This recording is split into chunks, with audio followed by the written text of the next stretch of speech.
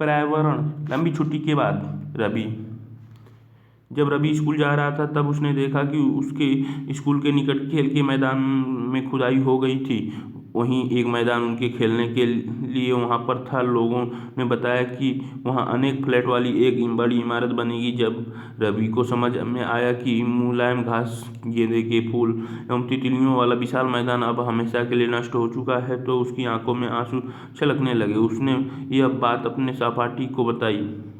सुबह की सभा में प्रधानाचार्य ने बहुत उदासी से देखो कैसे हमारा पर्यावरण बदल रहा है। कक्षा में पहुंचकर रवि ने अपने शिक्षक से पूछा, पर्यावरण क्या है जो कुछ भी आप अपने आसपास देखते हैं? शिक्षक ने बताया। रवि कहने लगा, इसका अर्थ है स्कूल भवन, मेज कुर्सी में, कक्षा में रखी कुर्सियां, यहाँ तक कि खुला मैदान, सड़क, कूड़ा करकट, मेरे दोस्त, ये सभी हमारे पर्यावरण के अंग हैं। हाँ, शिक्षक ने कहा, लेकिन जरा रुको।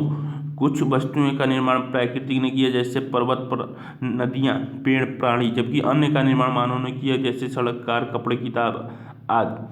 अब दो छात्र मिलकर कार्य कीजिए अपने निकट बैठे सहपाठी के साथ मिलकर प्रकृति द्वारा एवं मानव द्वारा निर्मित वस्तुओं की सूची बनाए। पर्यावरण हमारे जीवन का मूल आधार है।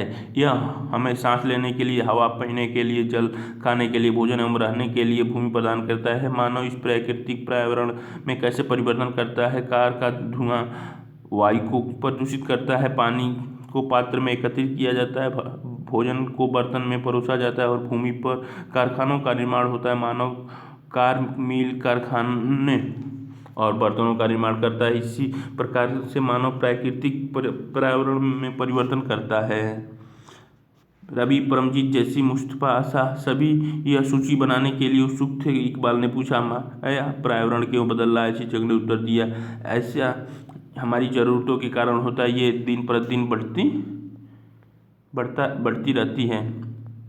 पर्यावरण के घटक, प्राकृतिक घटक, मानव निर्मित और मानव। तो प्राकृतिक में वायुमंडल, जलमंडल, स्थलमंडल, सजीव मंडल यानी जैव मंडल आ जाता है। मानव निर्मित में इमारतें, पार्क, पुल, सड़क, उद्योग, स्मारक। और मानव में एक व्यक्ति, परिवार, समुदाय, धर्म, शैक्षिक, आर्थिक, राजनीतिक स्थितियाँ आ जाती हैं। पर्यावरण के ये सारे घटक हैं हमारे, इसलिए हम प्राकृतिक वातावरण में परिवर्तन करते हैं और कभी कभी उसे नष्ट भी कर देते हैं।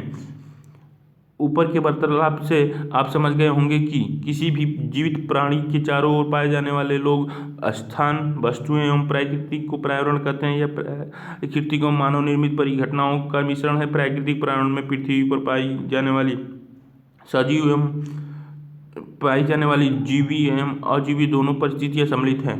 जीवी, सजीव प्राणियों का संसार जैसे पादप एवं जंतुएं। अजीवीय, निर्जीव पदार्थों का संसार जैसे स्थल। जबकि मानवीय पर्यावरण में मानव की परस्पर क्रिया, उनकी गतिविधियां एवं उनके द्वारा बनाई गई संरचनाएं सम्मिलित हैं। शब्द उत्पत्ति, पर्यावरण यानी एनवायरमेंट शब्द की उत्पत्ति फ्रेंच शब्द एनवायरोनेर या इन्वायरोनेर से हुई, जिसका अर्थ है पड़ोस। प्राकृतिक पर्यावरण, भूमि, जल, वायु, पेड़ पौधे एवं जीव जंतु मिलकर प्राकृतिक पर्यावरण बनाते हैं। स्थलमंडल, जलमंडल, वायुमंडल एवं जैवमंडल से आप पहले से ही परिचित होंगे। आइए अब इनके संबंध में कुछ और तथ्यों की जानकारी प्राप्त करते हैं। पृथ्वी की ठोस प्रॉपर्टी या कठोर ऊपरी परत को स्थल मंडल कहते हैं। यह चट्टानों एवं खनिजों से बना होता है एवं मिट्टियों की पतली परत से ढका होता है। यह पहाड़, ठार मैदान, घाटी आदि जैसी विभिन्न स्थलाकृति वाला विषम धरातल होता है। ये स्थलाकृति महाद्वीपों के अलावा महासागर की सतह पर भी पाई जाती है। स्थलमंडल वह क्षेत्र है जो हमें वन, कृषि एवं मानव बस्तियों के लिए भूमि, पशुओं को चराने के लिए घास स्थल प्रदान करता है। यह खनिज संपदा का भी स्रोत है। आओ कुछ करके सीखें। अपने आसपास के स्थलों को देखिए और आपके पड़ोस में भूमि का उपयोग किस किस प्रकार हो रहा है उसकी सूची बनाइए। आओ और कुछ करके सीखें। अपने स्कूल, घर में आप जो पानी उपयोग करते हैं वह कहाँ से आता है? हमारे दैनिक जीवन में पानी के विभिन्न उपयोगों की सूची बनाइए। क्या आपने किसी को पानी व्यर्थ करते देखा? कैसे? जलमंडल, जैवमंडल, स्थलमंडल, वायुमंडल पर्यावरण के क्षेत्र हैं। आओ कुछ करके स्कूल जाते समय आसमान को देखें, ध्यान दें कि दिन कैसे है, वर्षा हो रही है, आसमान में बादल है, तेज धूप है या कोहरा इत्यादि। जल के क्षेत्र को जलमंडल कहते हैं। यह जल के विभिन्न स्रोत जैसे नदी, झील, समुद्र, महासागर आदि जैसे विभिन्न जलाशयों से मिलकर बनता है। यह सभी प्राणियों के लिए आवश्यक है। पृथ्वी के चारों ओर फैली वायु की पतली परत को वायुमंडल कहते हैं। पृथ्वी का गुरुत्वाकर्षण बल अपने चारों ओर वायुमंडल को थामे रखता है। यह सूर्य को झुलसाने वाली गर्मी एवं हानिकारक किरणों से हमारी रक्षा करता है। इसमें कई प्रकार की गैसें, धूलकण और जलवाष्प उपस्थित होते हैं। वायुमंडल में परिवर्तन होने से मौसम और जलवायु में परिवर्तन होता है। पादप एवं जीव जंतु मिलकर जैवमंडल या सजीव संसार का निर्माण करते हैं। यह पृथ्वी का वह संकीर्ण क्षेत्र है जहाँ स्थल, जल एवं वायु मिलकर जीवन को संभव बनाते हैं। पारितंत्र क्या है? रवि की कक्षा के एक एनसीसी कैंप में जेसी ने आश्चर्य से कहा, कितनी मूसलाधार वर्षा हो रही है, इससे मुझे अपना केरल याद आ गया। तुम सबको आकर देखना चाहिए कि कैसे हरे भरे खेतों एवं नारियलों के बागान में लगातार बारिश होती रहती है। तभी जैसलमेर के रहने वाले हीरा ने आश्चर्य से कहा, हमारे यहाँ वर्षा तो होती ही नहीं है, हमें तो दूर दूर तक केवल कीकर और रेत ही नजर आती है, लेकिन वहाँ ऊँट भी तो मिलते हैं। रवि ने कहा।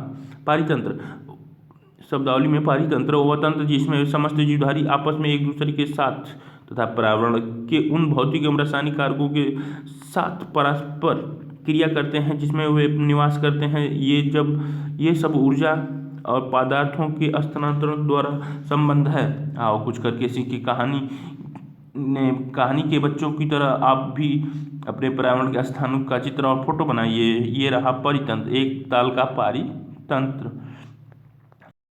हीरा, ऊँट तो मिलेंगे ही, जब तुम हमारे रेगिस्तान आओगे तो तुम्हें सांप, छिपकली व अनेक कीट भी देखने को मिलेंगे। रवि हैरत में पड़ गया। विभिन्न स्थानों पर पाए जाने वाले जीव जंतु, वनस्पति एवं लोगों को रहने सहन के तरीके इतने भिन्न क्यों? क्या सभी का एक दूसरे के साथ संबंध है? बिल्कुल, बहुत संबंध है। शिक्षक ने कहा, सभी पेड़ पौधे, जीव जंतु एवं मानव अपने आसपास के पर्यावरण पर आश्रित होते हैं। प्रायः वे एक दूसरे पर भी आश्रित होते हैं। जीवधारियों का आपसी एवं अपने आसपास के पर्यावरण के बीच का संबंध ही पारितंत्र का निर्माण करता है। अधिक वर्षा वाले घन वन, घासस्थल, रेगिस्तान, पर्वत, झील, नदी, महासागर एवं छोटे से ताल का भी एक पारितंत्र हो सकता है। क्या आपको लगता है कि जिस पार्क में रवि एवं उसके मित्र खेलते थे वह भी एक पारितंत्र बनाता है? क्या आप जानते हैं प्रत्येक वर्ष 5 जून को विश्व पर्यावरण दिवस मनाया जाता है?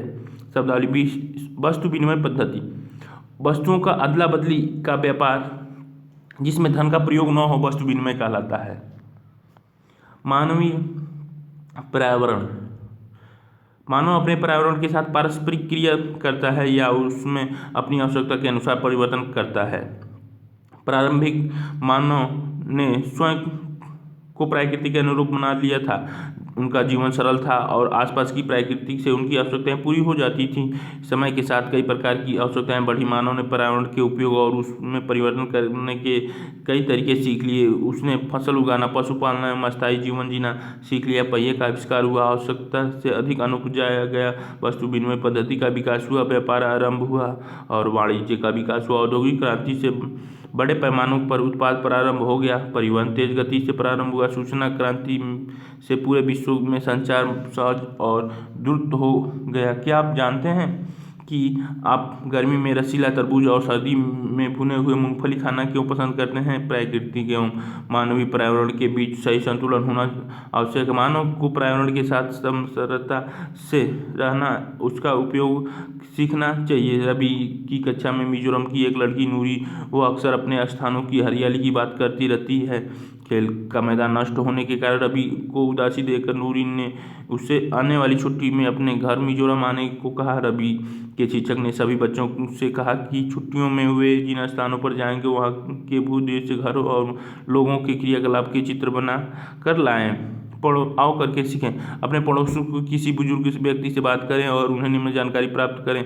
जब वे की उम्र के थे तब उनके आसपास कैसे पेड़ थे, उस समय के घर के अंदर खेले जाने वाले खेल, उस समय उनका पसंदीदा फल, गर्मी और सर्दी के मौसम में वे कैसे बिताते थे। प्राप्त जानकारी को दीवार बुलेटिन बोर्ड पर प्रदर्शित कीजिए।